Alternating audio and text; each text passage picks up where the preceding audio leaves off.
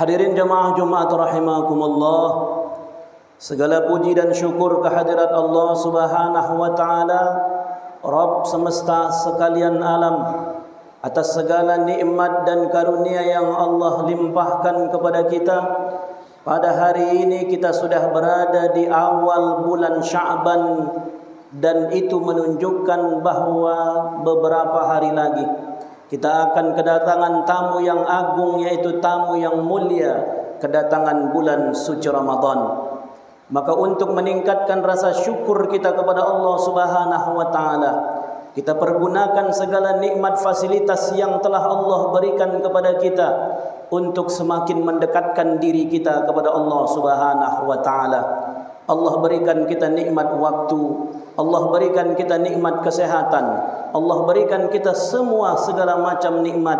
Kita gunakan semuanya untuk mendekatkan diri kita kepada Allah Subhanahu wa taala dengan meningkatkan iman dan takwa kepada Allah, dengan mengerjakan segala perintah-perintah Allah Subhanahu wa taala, dan juga dengan meninggalkan segala larangan-larangan Allah Subhanahu wa taala. Karena hanya dengan ketakwaanlah ketika nanti kita kembali ke hadirat Allah Subhanahu wa taala, bekal itulah yang akan terbaik di hadapan Allah nantinya. Wa tazawwadu fa inna khairaz zadi taqwa. Berbekallah kamu, dan sebaik-baik bekal adalah ketakwaan kepada Allah Subhanahu wa taala. Hadirin jemaah Jumat rahimakumullah, ketika suatu hari sahabat Nabi Abdullah Zaid bin Harithah bertanya kepada Rasulullah sallallahu alaihi wasallam, "Ya Rasulullah, ma ra'araka an tasuma syahrun minasy-syuhur." Aku tidak pernah melihat engkau berpuasa sebanyak puasa di bulan Sya'ban. Kalau di bulan Ramadan engkau berpuasa, puasa wajib. Tetapi ketika masuk bulan Sya'ban, aku lihat engkau hampir setiap hari berpuasa. Maka Rasulullah sallallahu alaihi wasallam menjawab, "Dzalika syahrun yughfalun nasu anhu." Sya'ban adalah bulan yang banyak dilalaikan oleh manusia. Kalau di bulan Rajab, orang teringat dengan Rajab karena ada peringatan Isra dan Mi'raj. Kalau di bulan suci Ramadan, orang ingat Ramadan karena ada puasa Ramadan. Tetapi bulan Sya'ban banyak yang melupakan, padahal kata Nabi sallallahu alaihi wasallam mengatakan Sya'ban adalah bulan di mana amal-amal kita dilaporkan kepada Allah Subhanahu wa taala. Maka pada saat amalku dilaporkan kepada Allah, aku ingin aku sedang dalam keadaan berpuasa.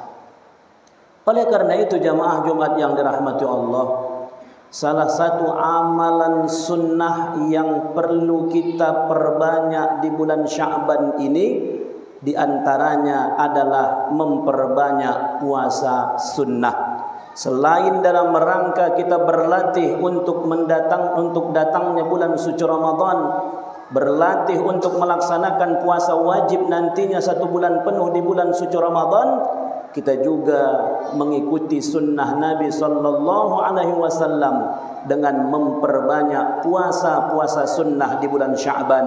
Ya puasa Senin Kamis, ya puasa nisfu Sya'ban nantinya, dan puasa-puasa yang lainnya di bulan Sya'ban untuk menyambut kedatangan bulan suci Ramadan.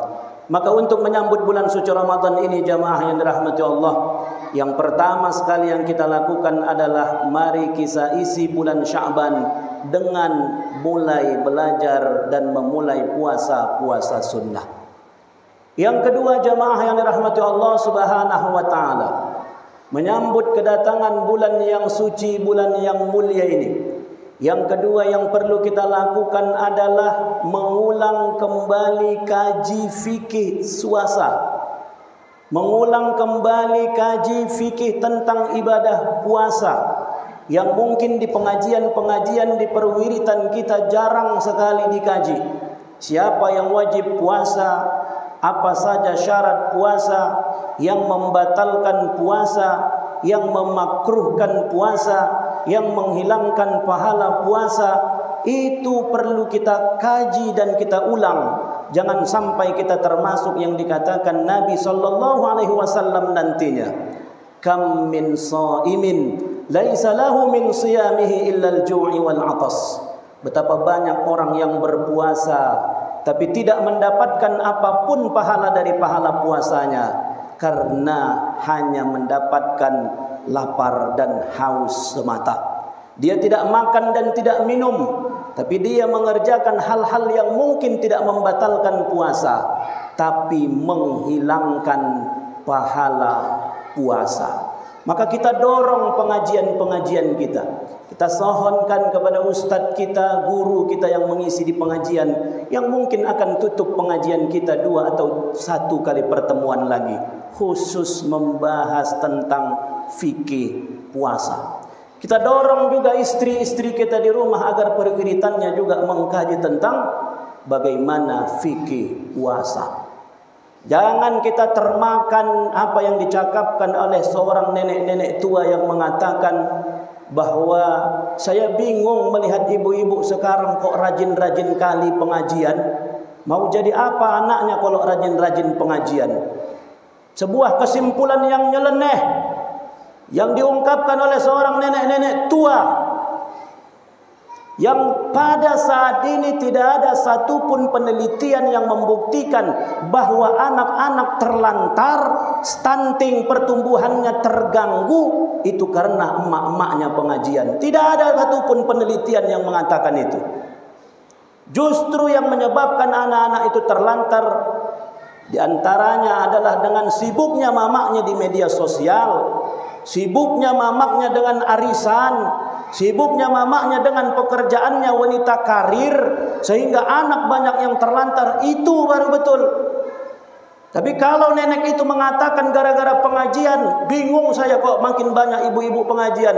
Justru dengan semakin rajinnya ibu-ibu pengajian, pertama dia semakin dekat dengan Allah Subhanahu wa taala.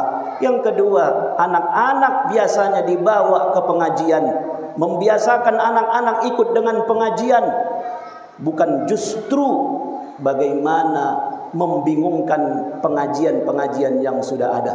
Dorong istri kita untuk rajin mengaji. Kita juga perwiritan-perwiritan kita mohonkan kepada guru kita 1-2 kali pertemuan terakhir sebelum menyambut Ramadan ini, kaji kita khusus tentang fikih puasa. Yang ketiga jamaah yang dirahmati Allah, menyambut bulan suci Ramadan ini adalah mari kita buat target ibadah.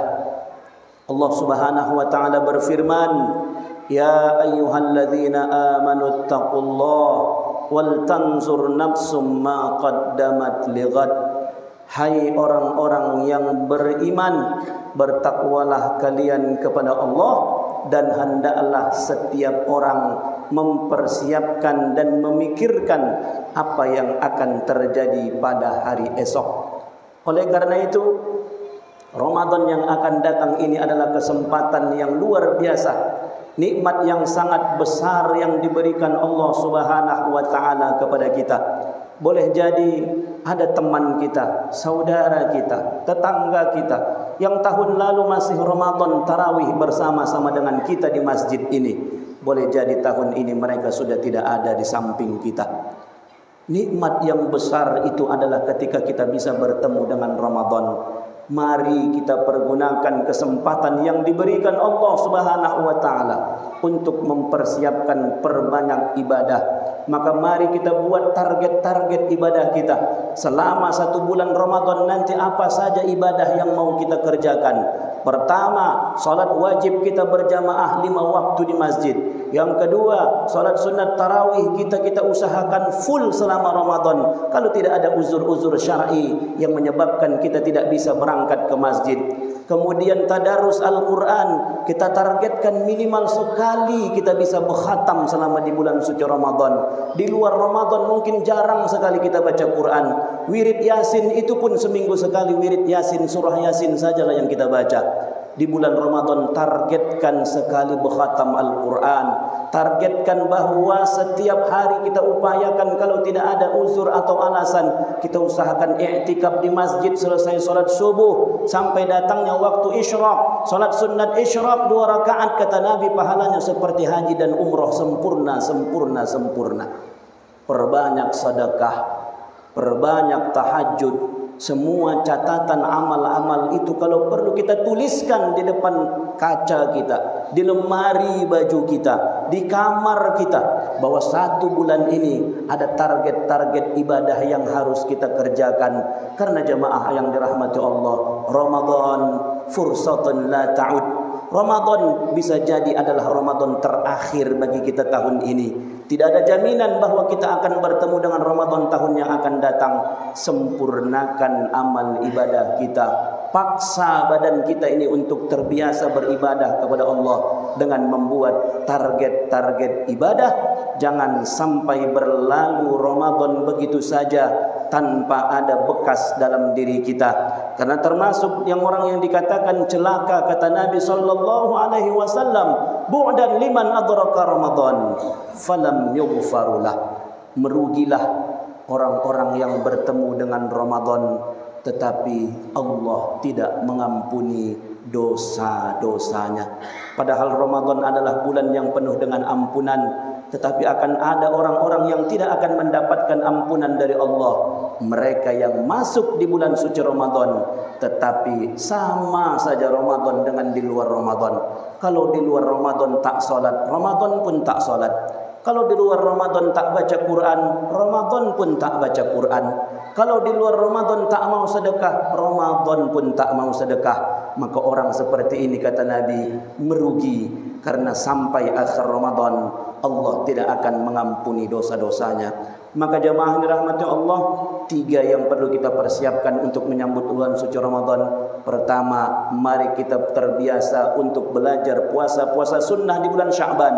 Yang kedua, mari kita marakkan pengajian, terutama pengajian akhir-akhir ini khusus membahas tentang fikih puasa. Dan yang terakhir adalah yang ketiga, buat target ibadah sehingga Ramadan kita siap melaksanakan ibadah dengan sebaik-baiknya. Barakallahu li wa lakum fil Qur'anil azim wa nafa'ani wa iyyakum bima fihi minal ayati wadh-dhikril hakim. Aqulu qawli hadha wa astaghfirullaha li wa lakum wa lisairil muslimina wal muslimat fastaghfiruhu innahu huwal ghafurur rahim.